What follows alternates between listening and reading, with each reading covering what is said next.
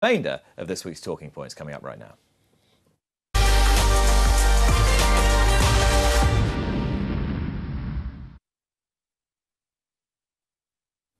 OK, we will start with the coach trip to Doncaster. Or was it a coach trip to Doncaster, Dave? Well, it was a coach trip to Doncaster. Every report refers to it as a coach trip to Doncaster races, even though the coach party, I think some of whom were members of the Lindsay Con Club, and I think that's Constitutional Club, not Conservative Club, in South Wales, went to Doncaster. They didn't have tickets to get into the races. They weren't able or eligible to get into the races, and yet it's once again portrayed as that horse racing is in some way culpable for spreading COVID-19. I think there was a lot of lazy reporting around the Cheltenham Festival. It infuriated me to read in so many stories about 250,000 people, when, of course, there were 60,000 people a day. I think the Jockey Club's estimate was that between 100 and 120,000 individuals visited Cheltenham during the 4 days because of those who went to more than one day. This does show, I suppose, that that racing has become something of a target, not necessarily a soft target, but a target when people are discussing COVID-19 and how it's spread. It's a worry as we head into, well, you can call it a second lockdown, multiple regional lockdown, circuit breaker, whatever you will. We are heading into another period of a major upheaval for people's lives, and if racing is in the crosshairs, that's not going to make life very easy, is it? No, it's not, but I often talk, and this is often in relation to the pro-cush, about a front foot, confident, ethical defence of what racing does. And that's one criticism I would make of the BHA, and I know that that maybe some of my criticisms people took exception to during the summer, but I think that during that time it was incumbent on racing to mount a strong, ethical, front-foot defence, and that includes the Cheltenham Festival. There was so much myth peddled around the Cheltenham Festival, and yet largely Racing Inc. stayed silent, and I think that was a mistake. There's not that much more to add on Phoenix Thoroughbreds to the discussion we had last week. The BHA has temporarily, it says, suspended Phoenix Thoroughbreds from making entries. An Irish entry got through that, by mutual agreement with Phoenix, was then taken out. Where do you see this headed, this particular story, Dave? Where can it head? Well, I mean, I think it's got as far as it's almost going to go, isn't it? Unless Phoenix Thoroughbreds... as things stand, it has to have some sort of resolution either which way, because they're in a holding pattern at the moment, which is based on the BHA or Weatherby's requirement to source or to accurately gauge the provenance of Phoenix's funds. Yeah, well, in that case, then the investigation, or probe, whatever you might want to call it, will establish it one way or the other, won't it? That that Phoenix Thoroughbreds, that they're happy with the origins of their funds, and therefore clear them to run in Britain in the future, probably with some measure of an apology, or they conclude that it's not that the origin of those funds are not what they want in British racing, and that they won't do. I mean, I think what happened at Ayr is logical, isn't it? That Back to Brussels, obviously trained in Ireland by Fozzie Stack, was entered for that race.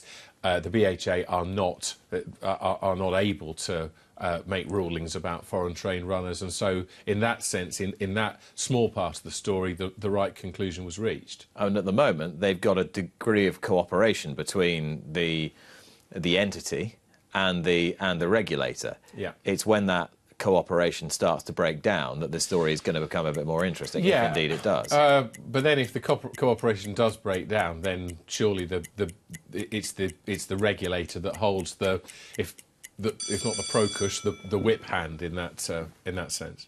Let's talk about Logician, who is a horse who won the St Leger last year, of course, and had horrific peritonitis from which he nearly died, and came back to win a fairly uneventful match race at Doncaster last week. But what's the future for this horse, and could he yet be one of the great stars of the back end of this year, Dave?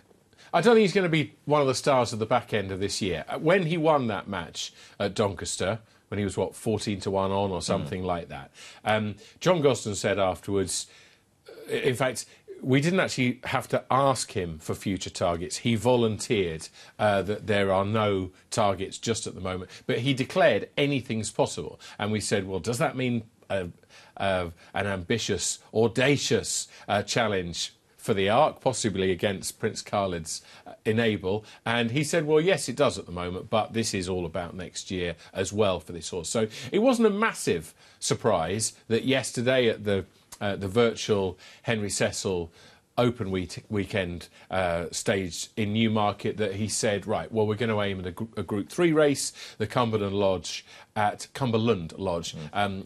Ascot on October the 3rd, and then after that we will look at the big targets for next year. He did at Doncaster mention the King George as a feasible focus for 2021. So this wasn't. I don't think this was a massive surprise. I think we would have been surprised to see this horse at Paris-Longchamp on October the 4th. But he's obviously still unbeaten. He's a newsworthy horse. I think for me the news point here is that John Gosden is already covering a lot of bases for next year. So on the presupposition we'll be without Enable next year, then we still might have Stradivarius for Gold Cups and all sorts of other things. But that decision not been made yet. But we've got this horse, Logician, for the middle distance division. We've got Mishrif, who's likely to be dominating in the 10 furlong division. Do you see what I mean? These are already looking. Yes, I which do. Every great trainer has to do. Yes, I do. But at the same time, Gosden's MO is not to take massive jumps with horses. Exactly, but to look a long way ahead. Yeah. Looking rather more immediately to this Arc, we've still got Love, we've still got Enable, we've still got Stradivarius, we've still got Rabia, who was second in one of the trials last week. We've still got Mogul. We've now Mogul. Add Mogul to the mix for Aidan O'Brien. Yes.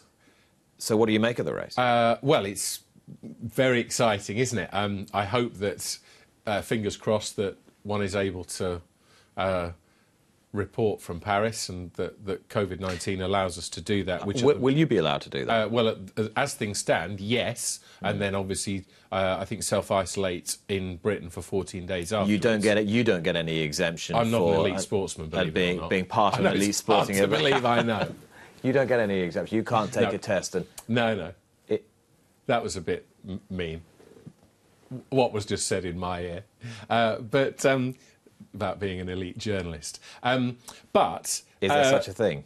I think that... No, it's a tremendously exciting race. Obviously, Mogul, I think that he was probably favoured by the way that the race was run in the Grand Prix de Paris, in that the principals seemed to come from the... Well, not seem to, they did come from the back. Obviously, the clash between Love and Enable is...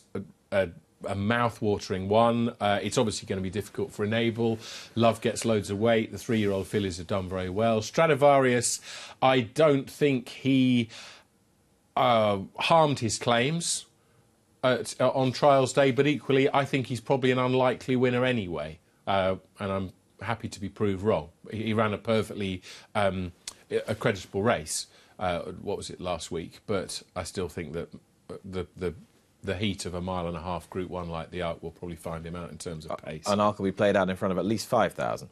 Yes. The Olivier de Loire suggested a couple of weeks ago that they might be able to get another a zone of 5,000 fans, but he said it's a slim chance, and I think that that's somewhere between slim and none now. But you certainly couldn't fault their efforts, which have been quite amazing during the course of this summer season. Let's talk about Tom Watson, the former Labour frontbencher, very significant Labour politician, who is now, having taken quite an entrenched position or an entrenched position in a bid to curb problem gambling, is now taking up an advisory role to the parent company of Paddy Power Betfair and Sky Bet. Yeah.